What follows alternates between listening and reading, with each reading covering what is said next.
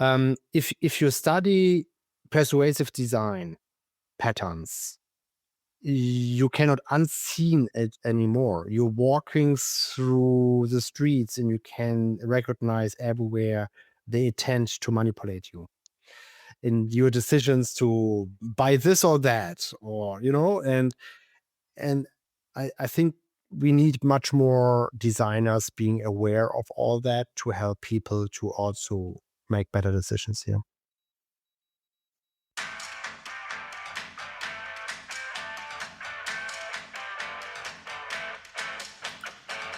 Γεια! Είμαι η Λένα Λέκου, συντονίστρια του web τμήματος στην SA Athens και ακούτε το podcast Life of Dev. Ένα podcast αφιερωμένο στην ελληνική development κοινότητα. Αλήθεια, τι μπορεί να μάθει μια designer σαν εμένα συνομιλώντας με developers?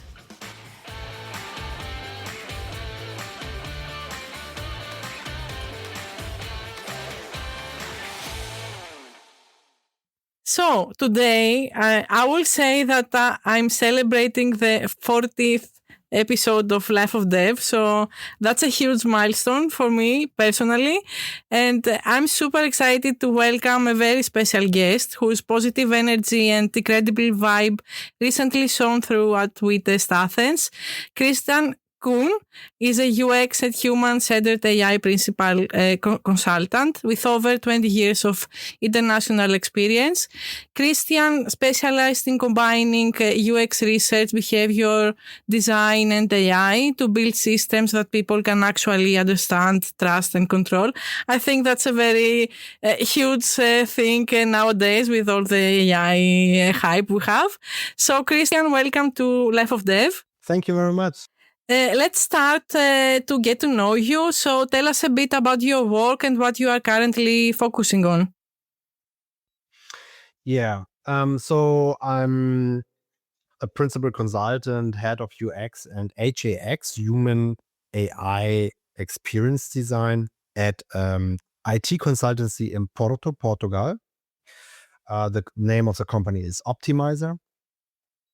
We have 90 employees all over the country working for international companies. And I'm responsible with my team of designers to develop the best possible interfaces and experiences in all the software products of our company. And nowadays, more or less all software products and services, including AI features, right? So that is what I'm focusing on mainly. And this consulting work also led into education. So I'm teaching HAX on an online school in Portugal called the Starter.io with mainly students from Portugal and Brazil. And in very different occasions on universities and private institutions all over Europe, and soon also in the United States. Nice. You might get an invitation from me. You don't know in the future. I love to. Yeah. Let's see. Thank you. Yeah, and may I say, I didn't know that you are located in Porto. I really like Porto. I have been, I think, 4 years ago, and I love it. I love the city, the vibes, everything. It was great.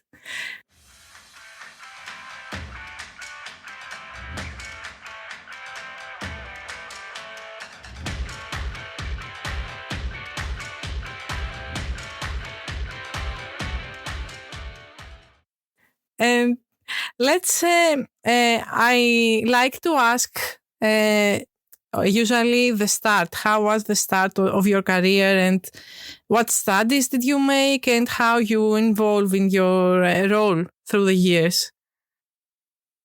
Yeah, I started in a time when there was no really digital existing, so I started really classically in desktop publishing with Photoshop 1.0. So I was really there from the beginning. Good old times, I will say. Good old times, yeah. Well, I mean, one tool to do everything, nothing else. That's true. I mean, I'm very thankful to be started my career in that time because, it was quite amazing what happens in just 5 to 10 years on development, on the hardware side, on the software side, on the new capabilities and new possibilities. Then the internet, the rise of the internet, and suddenly we have to rethink design and have to figure out how websites are working, how services are working on a website in this new thing called internet, right? Um, so I did a classical apprenticeship. The German system is usually that you have a dual education, that you are going to a school where you're learning the theory and you're having an apprenticeship in a company for 3 years, an example, where you're learning the handcraft, right? So the practical appliance of everything you're learning in the school. That's a very classic way in countries like Germany. And after that apprenticeship, I was working for 1 or 2 years more and then went back to school for higher education. And the education I absolved, it's very hard to translate from German to English. I would freely say it's something like human-machine interaction or media design for print and non-print products. It was all new in these days and pretty much undefined yet. I think just a couple of years later, it was called multimedia producer, or there was many terms flying around, right? After that, I started to invest a lot of time in self-studies and in certifications, like the professional certification for user experience, or yeah, I cannot really call all of them. I did a lot of paid workshops and night schools and try to skill up wherever I can, including psychology. I have 6 years education in psychology, which would allow me to open even, let's say, a praxis and to have clients to consult as an coach in Switzerland or in the United States, but not in Germany. So you see, I mean, the good thing about the educational system in countries like Germany's is that there's plenties of different ways available. And your institution is also present in Germany, was already present there back in the day, 30 years ago. And I told you on the conference, I was actually dreaming of making a multimedia producer education on that school. But unfortunately, that way was not possible for me back then. It wasn't the right timing, I will say, probably. Who knows? But I'm sure that all these I will say that probably all these studies in psychology, I'm sure that helped you a lot on your current role, because I think it's very important to know this aspect also. Oh yeah. I mean, user experience is happening in the head. Mm-hmm. And in the mind of the user, and to understand the psychology behind or underneath all these interactions between a human and a machine or a digital interface. That was for me the big game changer in my education. To think more about user needs, about user requirements. Well, since then, since over 20 years, I ask myself the question, how is technology changing user needs and requirements, and try to find solutions to that? Not only changing, but I will say influence also our decisions as users. Indeed. Yeah.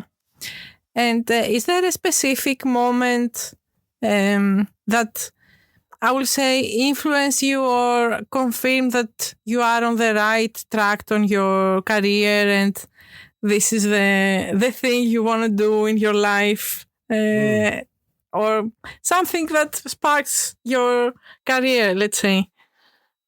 Yes. It's three things actually. Books I read. I was back in the days, at least I was really into books. I can't remember when I read my last book, to be honest. But do you remember your first, let's say, book that influenced you?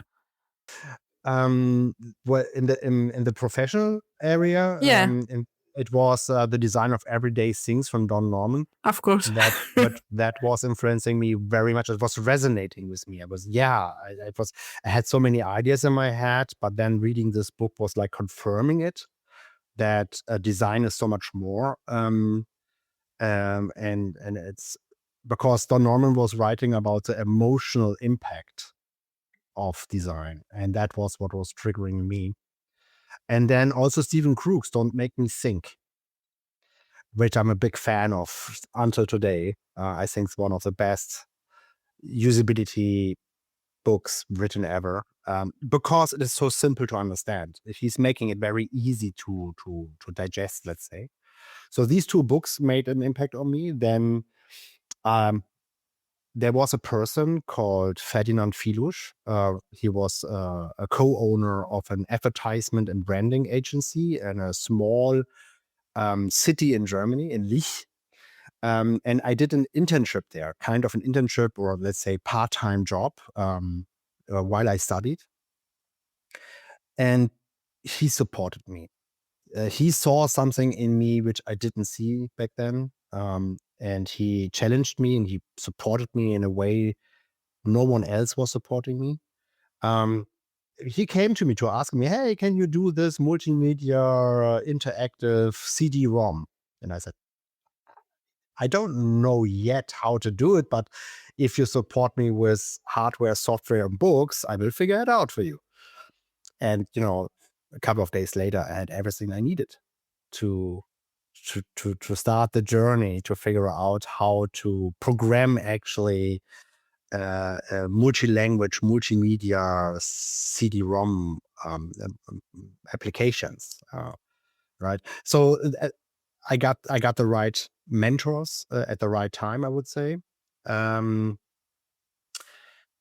And then the third very important event for me in my career was to be part of real and seriously conducted user research, to enter a testing environment, a studio, standing behind a mirrored wall and observing real users using real applications and experiencing their frustration, right?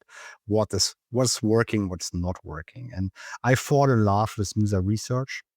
I conducted until today probably over 1,000 hours of interviews and user testing and in all the facets of user research I tried out in my career, quantitative and qualitative. This is for me still a magic moment to analyze what is the frustration of the user here, what does it to learn, what does it need to solve the problem. And when you are iterating and having a prototype and you're testing it again with the user, then also to see how well it is solved, right?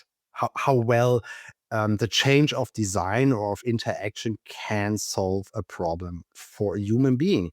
And when we applying that to healthcare, where you can see how this is helping a nurse or a patient or a doctor to make their days better, less painful, less stressful, that is really rewarding.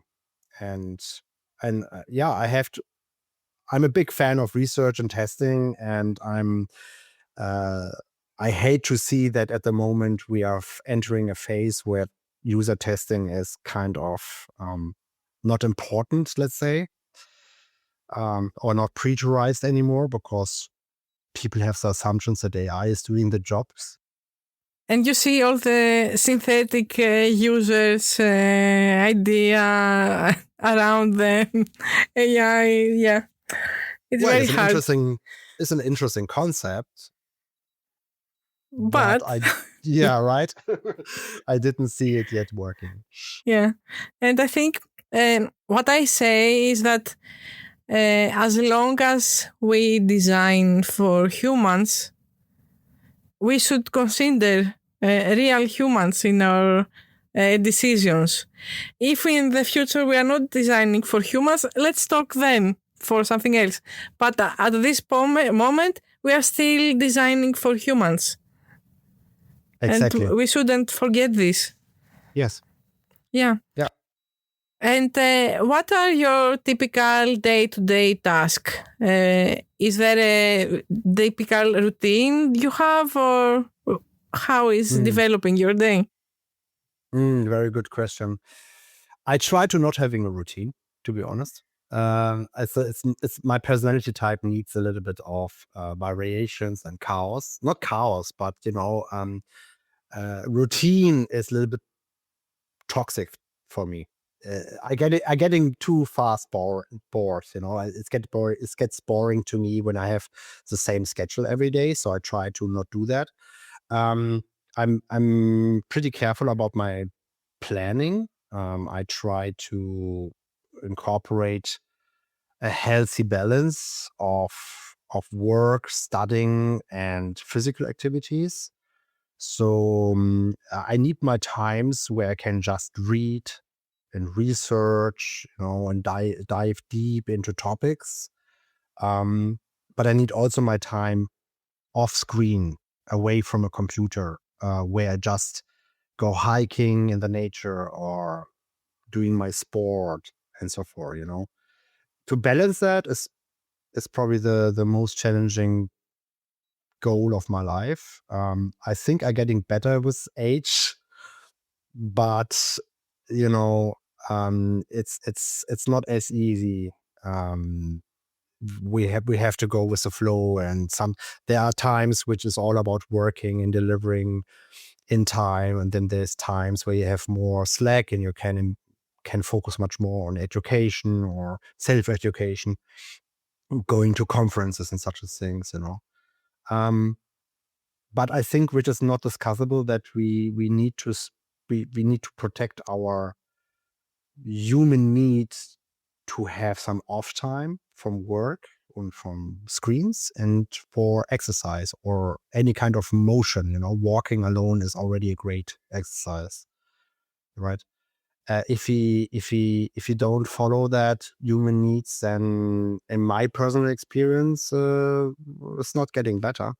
Yeah, and you end up having a burnout, and you cannot have good progress in your work or anything. Yeah, exactly. I feel you. I'm trying to work on that this month.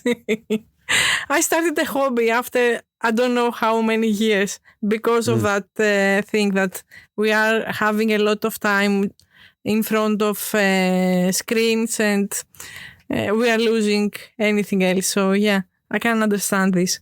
I haven't asked you, are you working remote or? I working remote. I love it. So I working remote, and I visiting my colleagues time to time. It's not like every week. If necessary, it's also twice a week, but it's not too often. It's not every week. Yeah. I love to meet my colleagues in person, but it needs to be a reason, and we're making also a little bit an highlight out of it, and then we're spending time together for going for lunch and and these things. But I'm really a fan of working from home. I like to work from home also back in the days, but it was not that well accepted.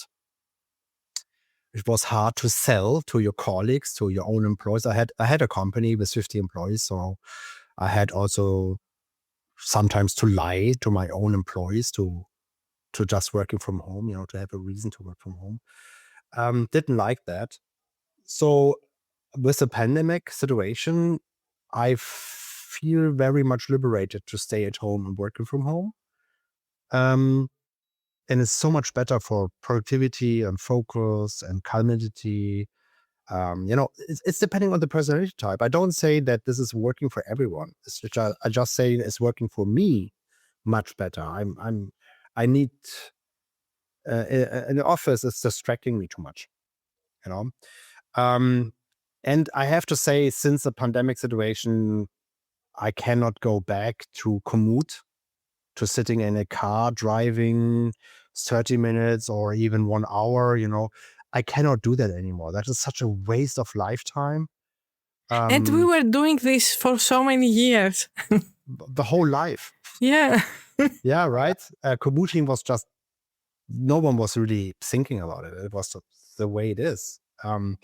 But now the box of Pandora is open. We saw there is a world without commuting, and suddenly you have a whole day time more a week to do other things as working.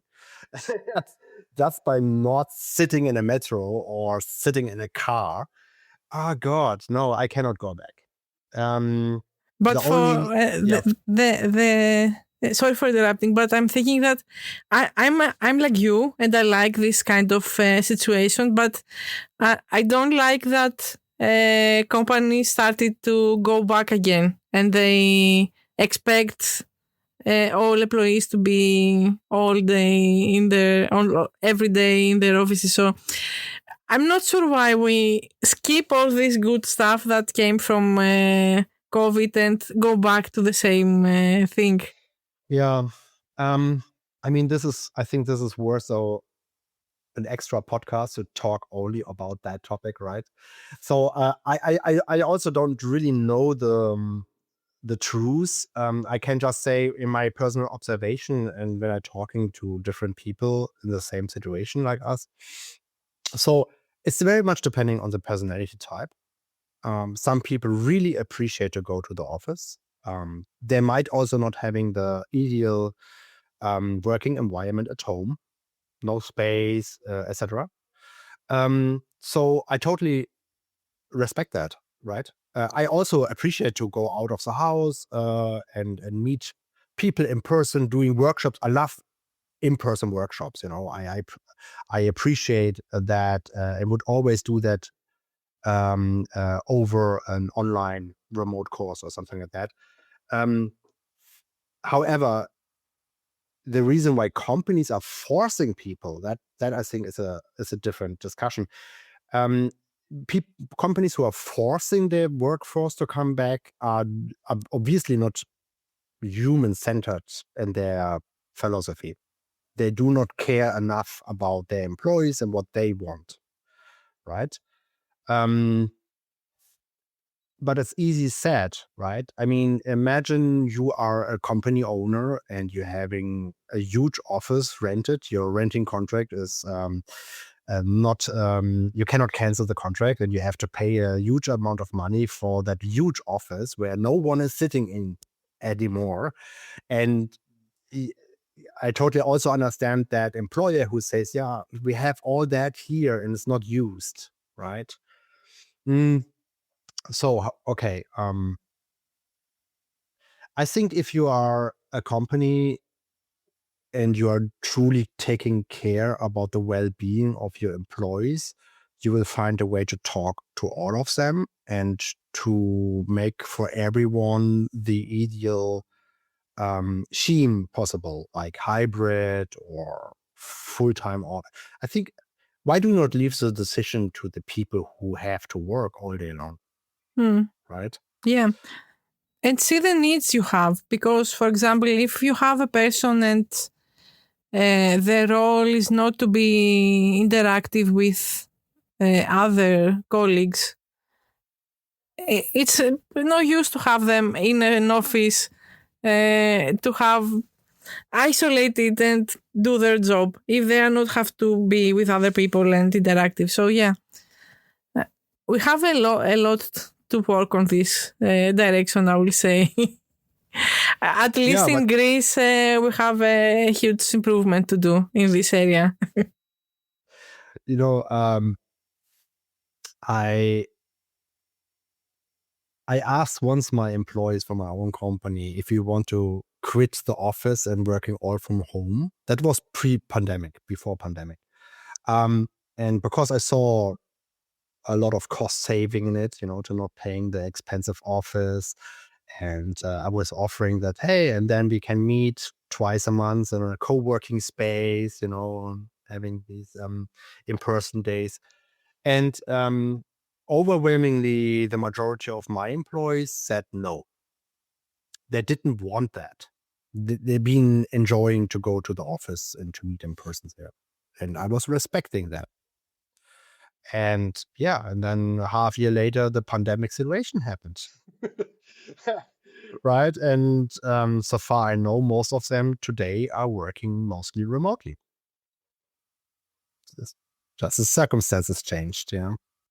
And let's close this section. And the last thing I want to ask you here is, what gives you energy and inspiration during your day and right now with all the hype we have and all the negative situation we have in our discipline? Yeah. Energy I get definitely from nature. I'm surfing, so if the work is allowing that and the weather is allowing it, then I am in the ocean. Try to catch waves, right? And that is a magical environment for me.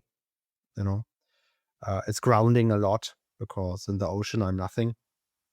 I'm pretty much confronted with the brute nature force of the water and have to survive there. That's helping to find, I guess, a healthy distance to technology. I find inspiration also in philosophy. I like to read the old philosophers, the Greeks, by the way. I was going to say that. Yes, of course. You were here, so you might inspire from. Yeah. There's also the Romans, Marcus Aurelius in his journals. It's totally fascinating to me that people had over 2,000 years ago already the same problems every day as we do have today. And they didn't have all this technology and stuff, right? But it's all about humans being confronted with themselves and with the other humans around them and their absolutely irrational behaviors. And it's just fascinating me. I mean, we're living in a fast-pacing world. I mean, what happens in the last 200 years and development in any way was never happened before on the planet. But we are still the same humans as thousands of years ago, with the same needs and fears and crazy decision making, unrational decision making, and so forth, right? And often I think we are in software design. This is not always enough covered, the underlying human psychology. So I studied on myself. I did not study on the university behavioral science. I can openly say I did my best, and I continue to learn everything I can about neuroscience, behavioral science, biases and cognitive conditions of our human mind. And I believe that as a user experience designer, every one of us should invest a lot of time into learning more about behavioral science, because it's really explaining the underlying why we making certain decisions, or why is it so hard to make the right decisions. We are so easily to manipulate by addressing archaic biases all of us having. We do not think about it. We just acting, it's like trigger points you can push, like social proof behavior, or decision fatigue, choice paralysis.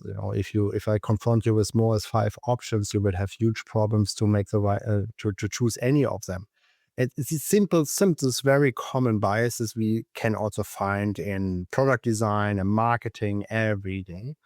which is nudging or slightly manipulating people in making decisions, and not always to make decisions which are actually in favor of themselves. We can see that in unhealthy behaviors, right? Drinking, smoking, driving without a seatbelt, we all are, no one is free of that, to having these cognitive dissonance, to actually knowing about, hey, smoking is bad for me, but I still want to smoke. Or driving without a seatbelt is very dumb, but I do it time to time. Even the most intellectual personality is doing stupid things time to time. So that's what we are. We are messy beings, and behavioral science and behavioral design is helping to build better products. And I think right now, with all the developments of AI products, it's even more important to address these aspects, because now humans are confronted with artificial emotions, with artificial personalities, which are faking human-like behavior, human-like responses. And that is, in my personal observation, quite confusing for people. It's hard for them to differentiate between real and fake, or real and synthetic. Let's use synthetic as a term, not fake, because fake is so overused because of fake news and stuff like that. So it's synthetic emotions, synthetic empathy, synthetic character, synthetic humor, which is might users, consumers are really confusing, and we getting a little bit more evidence here already. There's a lot of AI psychosis. Something is reported about. I'm not an expert on that field, but it's very concerning to see that even educated and mentally health people without any mental health history developing a psychosis by using on a regular basis an AI agent like ChatGPT. Right? Or, the cases from the media of teenagers who are talking too much to an AI agent and then deciding to taking their own life and these things, because the AI agent was always confirmative and was saying, yes, you should do that. And here I can show you how to hang yourself. And these are very edge cases, and we should not over traumatize the effect of it. Or let me rephrase that. I think it's super dramatic if someone is harming himself, right? Doesn't matter, is it social media, or is it artificial intelligence involved, or mobbing, cyber mobbing, all these things are awful. And again, this is human behavior. This is based on human behavior. And when you're using behavioral design and behavioral science, you can also use these to help people to get protected of these negative things, to help them to make better decisions, to be not addicted to their devices or to social media or to AI. And there's so much tools available for us designers to help people to make better decisions. And we have to ask ourselves, why are they not used? They are super easy to identify as dark patterns to seduce people into buying more, right? Or, to keep longer on the stream, to not, to engage deeper in more, to spend more time with the service or application. These dark patterns are existing. There are no secrets. They're easy to identify. We can use these dark patterns the other way around to help people to stay healthy, to do better decisions, to not getting addicted, or to fight addiction, and so forth. I think that I totally agree with what you're saying. And for me personally, what I struggle a lot this couple of years is how more important is to do our job and be ethical and be against all these kind of things you described. And I think it's more important than other things we have to deal with. It has a very specific, how much say, uh, we have a role in this situation. And if we don't do anything and we say, okay, I will use all the AI tools that I see, or I don't care and I will do anything, we might have some negative impact. So we should consider how impactful our job is. Not only ours, on developers, engineers, product owners, everyone in our discipline. I think it should be thinking of this stuff. Yeah.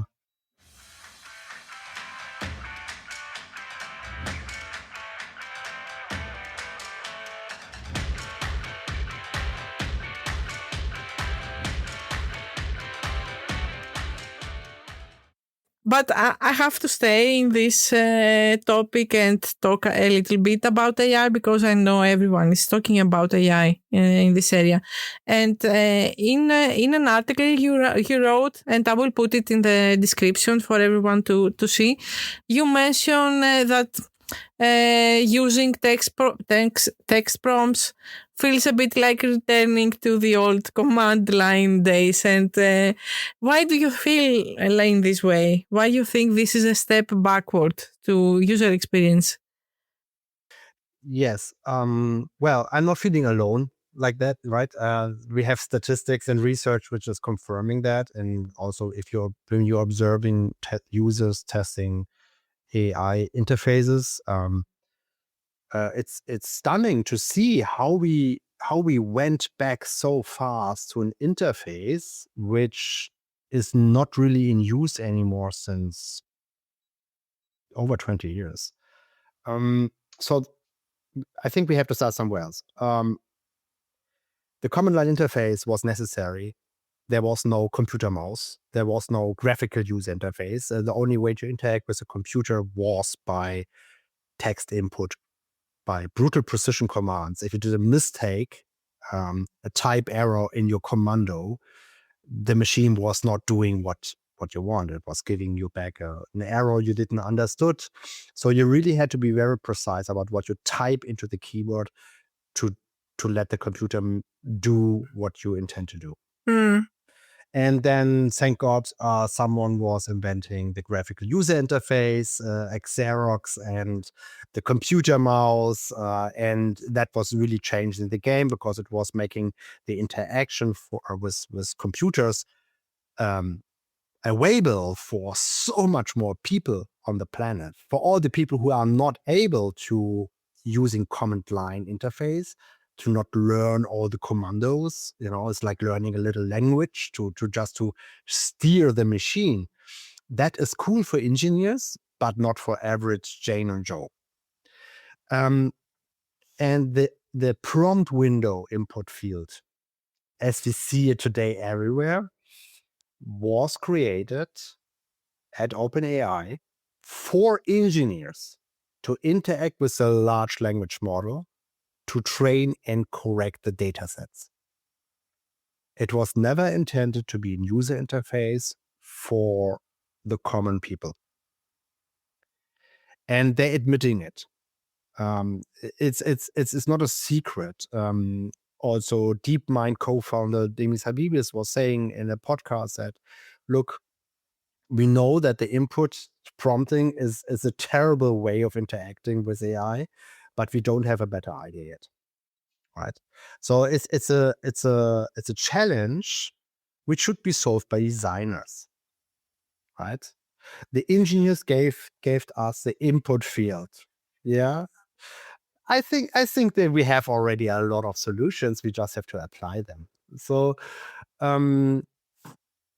it's just really, really surprising that we all opting in, we all accepting that, hey, there's an input field. There is no other way. There is no better way. Let's do it. But everyone is super frustrated. The numbers are not lying. Over 80% of all users are absolute frustrated with prompting and with input fields. And you will see in the moment you solve that issue, the acceptance of AI features and products for everyone will be scaling up. It's as easy it is. And I think we are already in a good way. Let's see. And something that I'm very anxious is because I see a lot of people are rushing to use everything and use all the tools and all the features and combining them. And I see a lot of discussion in conferences, let's say, how to add something in one tool and say it, copy and paste it to another tool, and how to combine tools and take the prompt from the one tool to go to the another. So I see all this crazy thing going on right now. So that's why you see me struggling and not being so positive on this stuff. What do you think is the number one mistake we are doing right now? Apart from all you explained about the command line. So let's go at the start. So what's the most important mistake we're doing right now? In the interface of AI products? Yeah. That or we in are... the use of AI in general in these years. Yeah. Well, it's a little bit more complicated as to say this is the one thing which is the reason for all the troubles we have. It's actually much more as that. I will reframe it a little bit. So I was conducting a lot of research of all the public available materials, studies, scientific papers, but also the public available materials from Microsoft, GitLab, Google, and so forth, to identify what does it need to create great AI product user experience. And what I found was 6 intercepting principles, which I call the 6 principles of HAX. HAX is coined by Microsoft. So it's not my invention. Human AIs or human-centered AI experience or AI design. And what we learned by applying these 6 principles at our project work at Optimizer on international projects, in workshops with senior designers, product owners, and developers, in online courses, in webinars, that these principles correctly applied to your product working. They're working to audit your product to see what does it need to make a better and trustworthy experience here. But they're also working as a guideline to create the correct user flow and with all the features needed that the user is building trust into using your AI and is feeling also in control with the interaction in the AI. And here I'm pointing out already some of the problems. So AI product design often is not transparent enough. So users do not know what actually they can do with that AI feature or not. So the mental models are not defined yet, right? Often AI products are totally not built along the human needs, which is the first principle, right? Human needs. So the AI products get bolded on everything, like in chatbots, an input field for chatting with software, without explaining what is the benefit of using it. What can you do actually with it? What might be the risks, and so forth. Then we have more layers of problems like You're getting the output, but you don't know how to trust the output. There's a lack of transparency or explanation where this information coming from and why this information has to be correct. We are all now burned children because we made all experiences with lying AI, that we're getting very made up information back. It's a little bit like using MS-DOS with improv skills, right? So it undermined the trust of the users deeply. So we have to build trust by using the right user interface elements and informations in the right way as well, and the right timing as well. You see, it's getting complicated. It's not like a classic user interface. Here's a button, click on it, and something will happen. It's a very multi-layered experience based on a user flow, on a 5-phase user flow. We're getting output of the AI, which can be overwhelming because it's a lot of output often. But how to edit it, how to undo it, how to reject it, how to correct it. There's a lot of room for improvement. The editability of the output is a big problem, it's a big issue. And we see that an example, the whole design industry was breaking in the last couple of weeks and months about cloud code and usage in combination with an MCP server and Figma and other tools, and what you can do on crazy things with it. Yes, of course. Yeah. The way we are working is changing. The tools we are using are changing. The tool chain is changing. Ah, man, the tool chain is changing since ever I'm working in this industry, right? The software is changing and so forth. And new software, better software is giving us better capabilities or other capabilities and so forth. But what I'm missing in all these, look what I can do with AI and design tools, is the question, what do we design? What do we design? Why do we design it? Where's the user research explaining that the user actually needs this or that feature, right? So it's a lot about the tools and not so much more about what to design actually, right? It's a phase. I think this will change soon. I also believe we will not talk about AI soon anymore. Not in the design. It's like 20 years ago, everything was digital. This is a digital product, a digital campaign, a digital, I don't know. Everything needs the term digital in front of it, so people understood, okay, this is not on a paper. This is really in the internet, in the computer. And it's just technology, and someday in the future we will wake up and we will not call these things AI anymore. We will just, it's technology. Yeah. Maybe it will be, let's say, another thing we are using and nothing else. Just something in our toolbox. Yeah. I will hop on this direction and not the other pessimistically say direction that I see. So well, yeah. there's hope. There's hope. What I learned in Athens 2 weeks ago on the We Test Athens conference, which was a great conference. Thank you very much again to the whole Greece UX community. That was such a cool event. And the audience was resonating a lot with the topic, talking about the ethical side of AI. Where is the ethics here, right?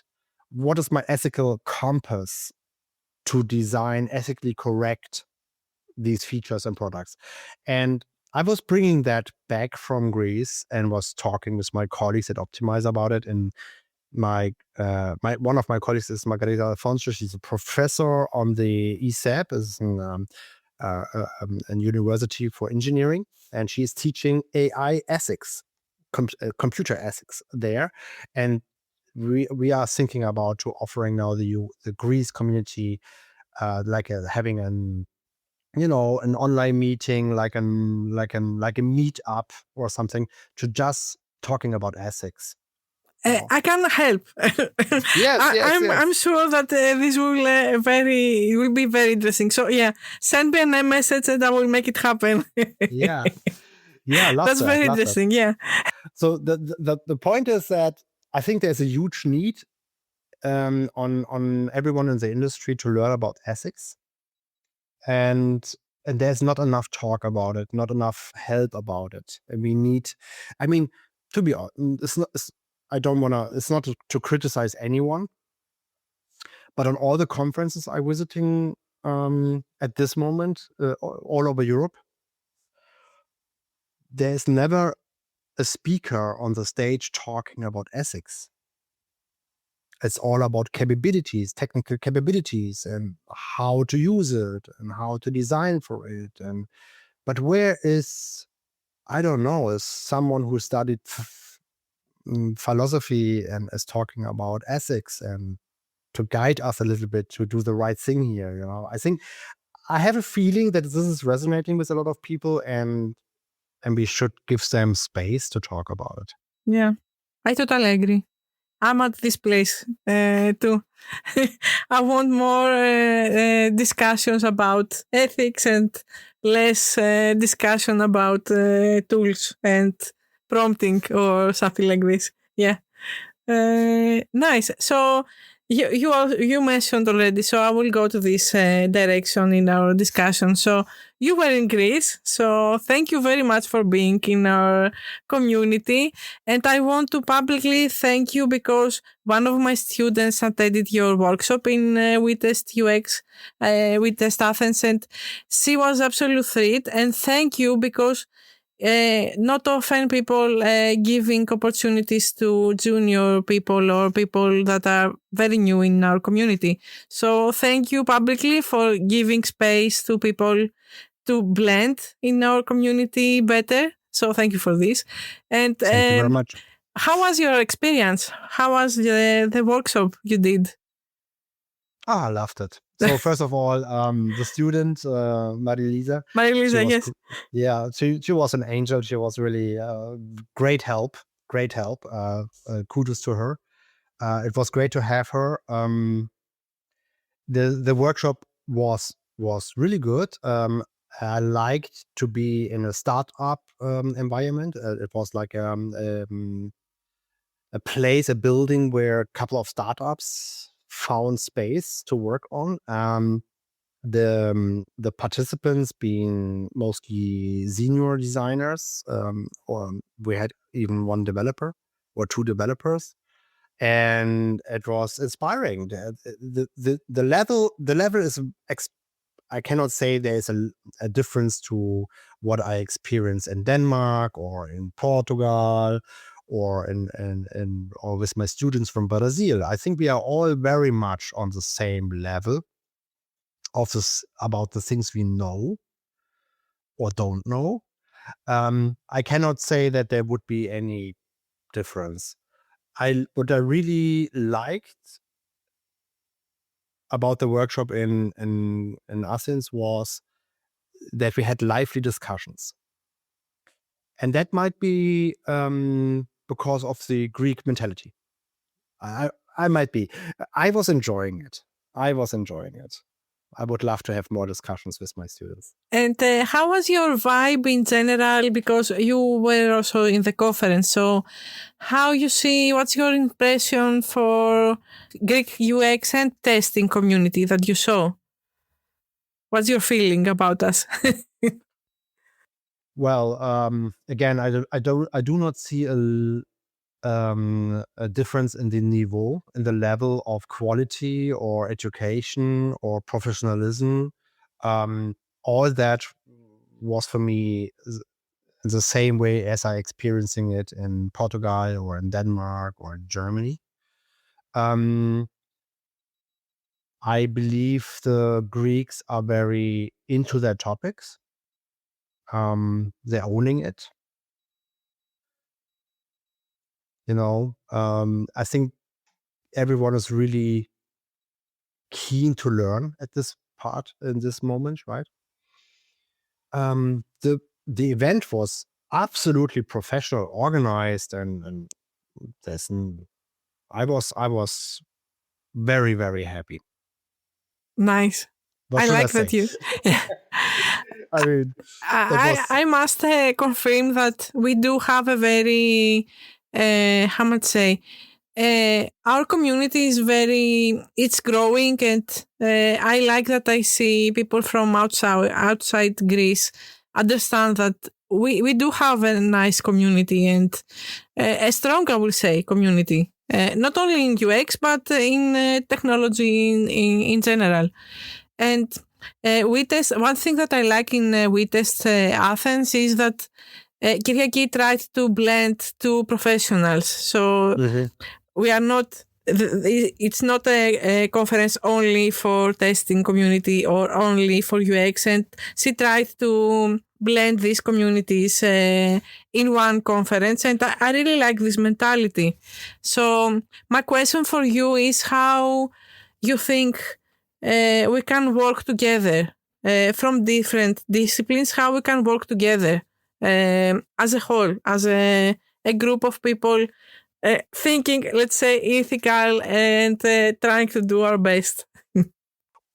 When I think testers and so testing is also a part of user experience design, right?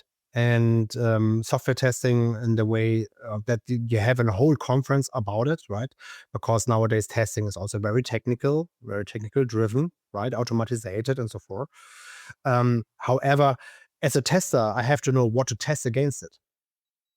So it's absolutely necessary that user experience designers, product owners, usability engineers, and testers working hand in hand together. User experience was never the job of a single person. It was always teamwork. I believe you can only really create excellent user experience in a team.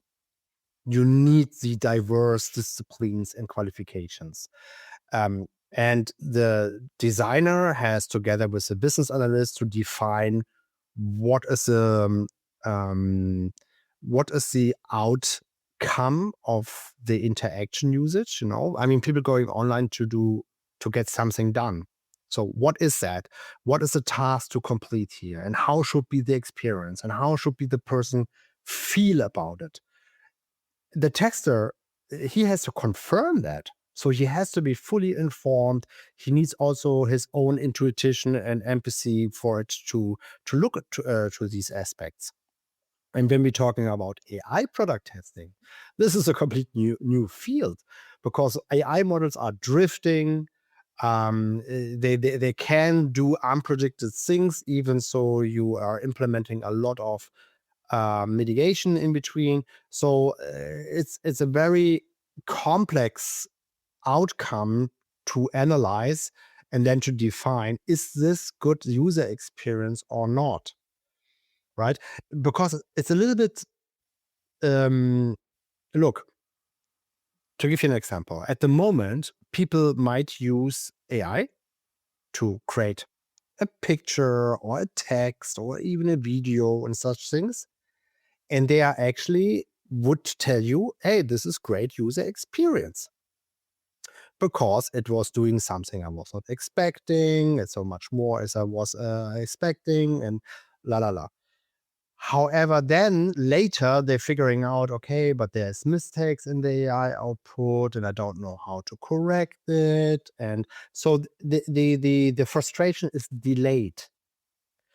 So if you focus only on the task, create a space cat video, right?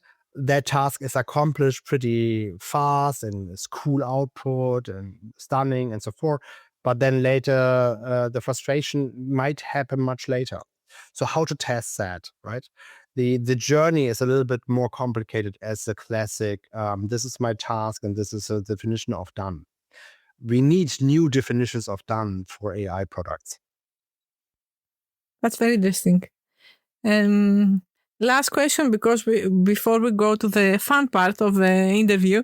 So I saw in the last conferences that I went, I think that I saw less people from UX community or speakers from UX design and more speaker from other disciplines, engineers or researchers or other stuff. So I'm asking you to give an advice to UXers, UX researchers, you name it, all of the UX community, how to be more visible.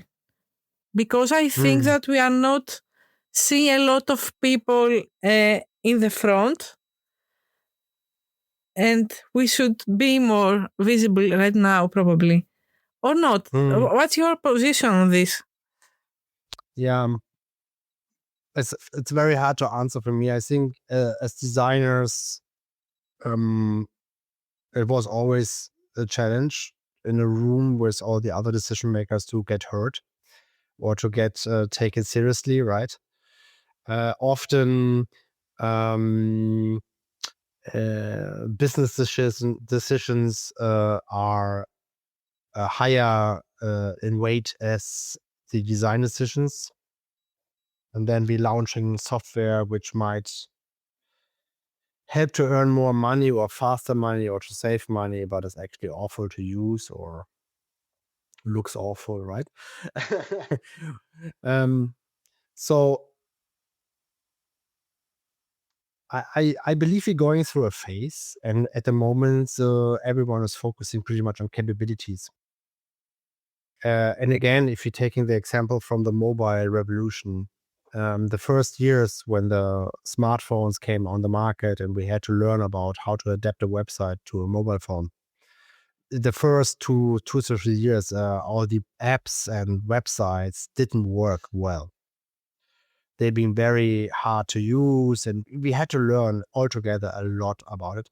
And while in the first phase, I would say it was not a design decision how a mobile website or a mobile app is looking like and is working. It was much more driven by capabilities, engineering, technical limitations, costs, time to effort, ratios, and so forth. And later then the designers was hired back to help to solve the problem. And designers came up together with developers to find new ways to make things responsive. An example, responsive web design is an invention of developers together with designers, right? But after the technology of responsive web design, which was Bootstrap, cascading style sheets, and more, was more available and easy and also teached, designers jumped on it because designers needed that as a tool to make it happen, to create responsive websites, And I think this is the same situation where we are right now with AI products. It's very much driven by capabilities, not so much by design. And I believe it's a phase, and designers will come back much stronger to help to make AI products more accessible, easier to use, more satisfying, smarter, more ethical, right? I agree.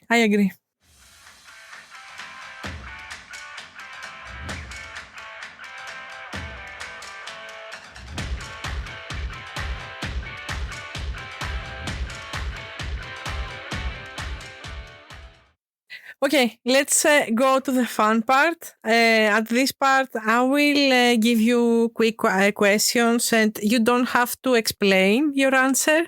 So just to get to know you a bit more at this point. So, what is your strongest skill? Learning.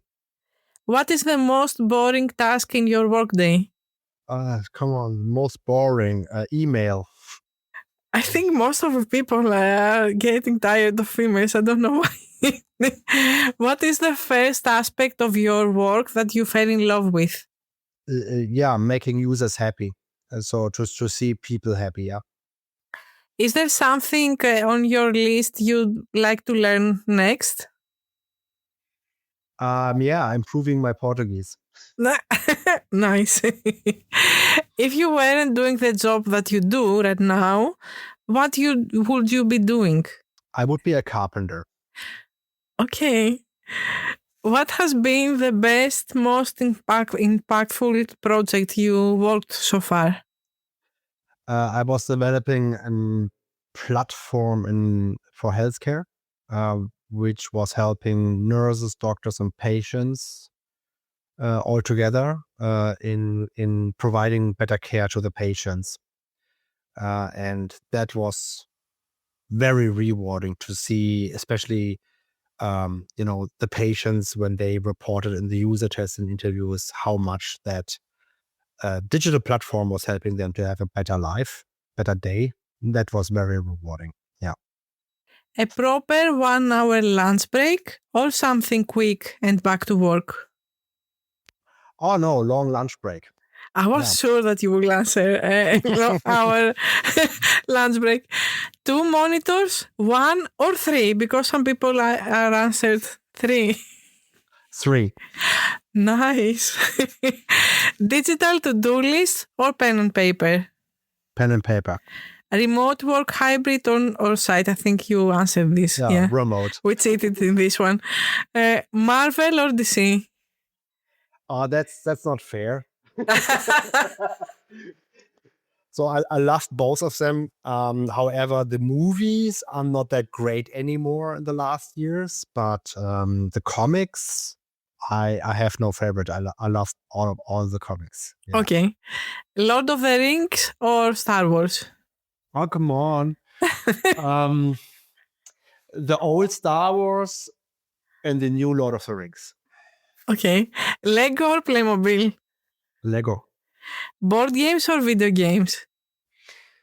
Back in the days when I was a kid and a young man, it was definitely video games. And now I'm old and I like board games. Nice. And your favorite board game right now? Ooh, right now I don't have one, I would say, but my all-time ever favorite is the Settlers of Catan. Okay, nice.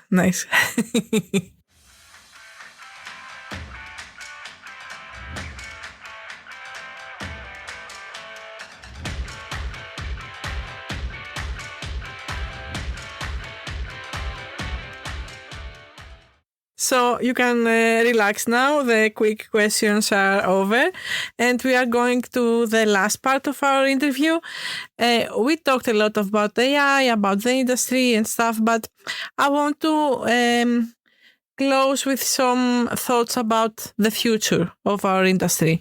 So what kind of projects or technologies do you think will dominate the next years? After the AI hype? Yeah, I think AI is everywhere and will be everywhere and in anything. That will be a continuous challenge for every one of us working in the industry. Because again, if you compare that to the mobile revolution, it needs a couple of years. That is really the knowledge and the skills are available for everyone. So to answer your question, I truly believe that there is a high potential for a new category of wearables penetrating the end consumer market finally.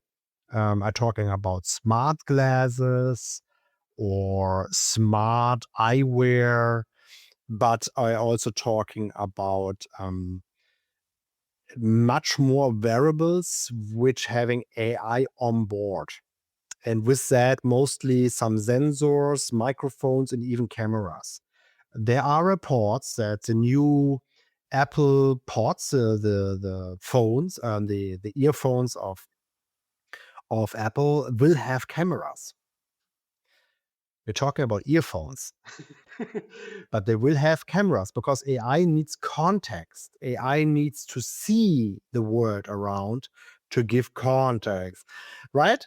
So Okay, I don't know if this is really true. So I have to make here a disclaimer that might be even not correct information, but I see a lot of variables entering the market, like pens, glasses, even hats, little boxes you're wearing around with yourself with microphones, cameras, and AI, and you are interacting with them via AI. So I believe this is something which is coming now. I mean, Ray-Ban and Meta, they sold over 7 million units of their glasses in US in December last year. This is it's not only a signal, this is starting to penetrate the end consumer market. There is competitioner products coming now this fall, summer and fall on the market from Google, from Apple, from many Samsung, and many Chinese producers as well. There is a competitioner product from Xiaomi in China already sold more as the Meta Ray-Ban. So they're having all the same technology on board. It's cameras, it's microphones, and it's AI. It's vision AI, it's voice AI. So these are strong signals. And I believe we will see much more of that. And we have to learn about these spatial and invisible interfaces and how to use that technology to create great interfaces which helping people. And what skills do you think we have to develop to be relevant and to be future proof? I come back to ethic philosophy. I think we're living in a time where it's more important as ever to have a clear ethical compass, a moral compass. Um, uh, uh, because there's so many signals right now that technology is also used to manipulate us and um, to making, consumerism is on the all times high, but also political elections, opinions, moods, we get manipulated every day by persuasive design patterns. And I think we need all a clear ethical and moral understanding of what is good design, what's ethical design, and also to identify easier. Okay, this is a intent to manipulate me, right?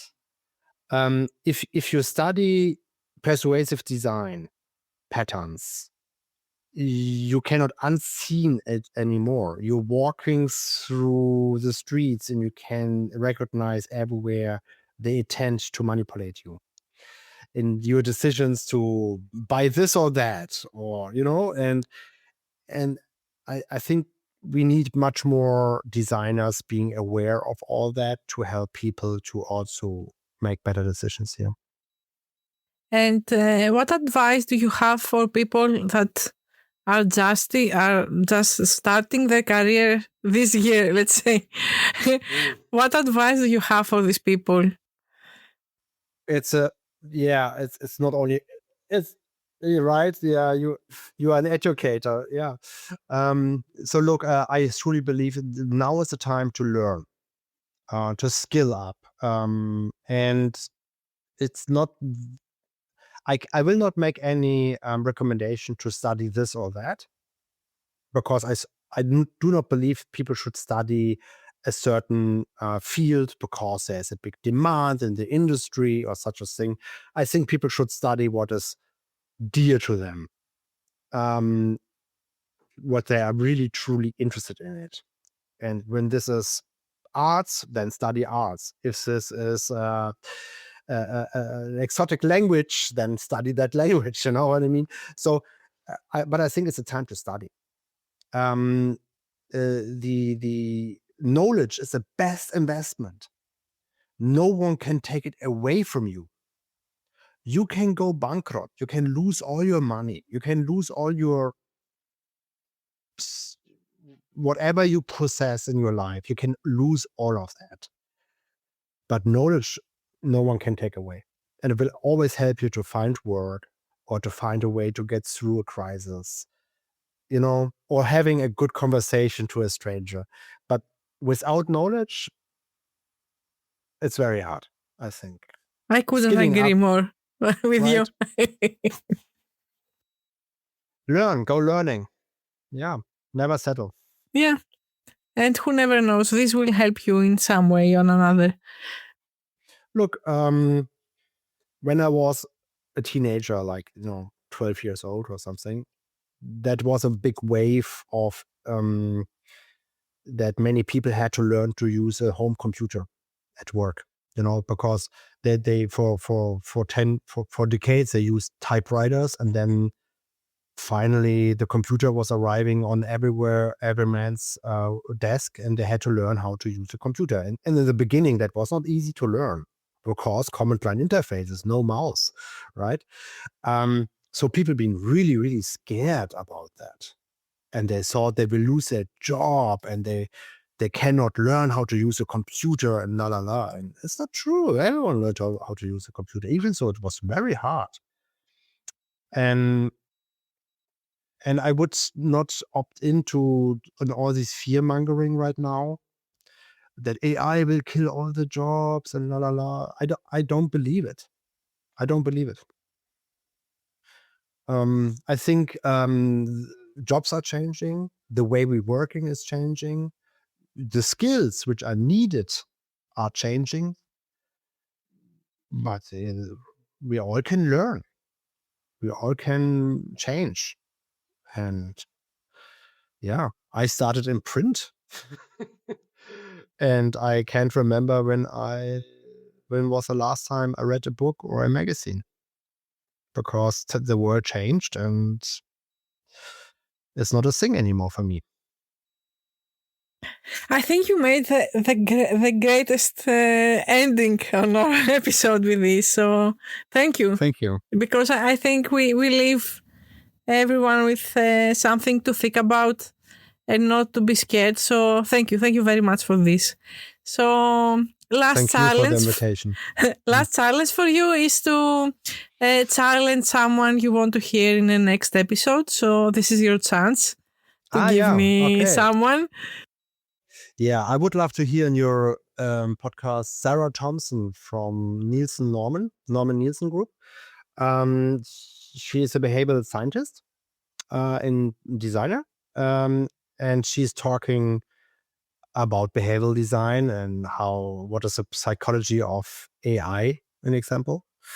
And I think this would be a great guest for your show. Nice. And you don't know, but I will leave a small, let's say, gift to someone that will listen. Our episode will be probably 1 hour and something. So I have told you in person, but we are going to rebrand this podcast because I feel that we should be more inclusive, and because it's not... When I started, I feeling that we have to discuss about how me as a designer have to work with developers, and that's why the name. So I think we are moving to another direction, and we should be also make the podcast and the name of the podcast more inclusive. So this will be the gift for everyone that will last and hear all of our episodes. So for the people that are hearing this, I want to give me a name for the podcast. So this is a challenge for the audience. If you are until the end of this episode, I want to send me a message or an idea. What could be a more inclusive name for this? So who knows? Maybe you will be the godfather of my podcast in the future. So Christian, thank you so much for joining today. It was a pleasure meeting you in person too. And I hope to see you again in Athens. And it was an honor, and hopefully we will meet again in person. Thank you very much for having me. Thank you.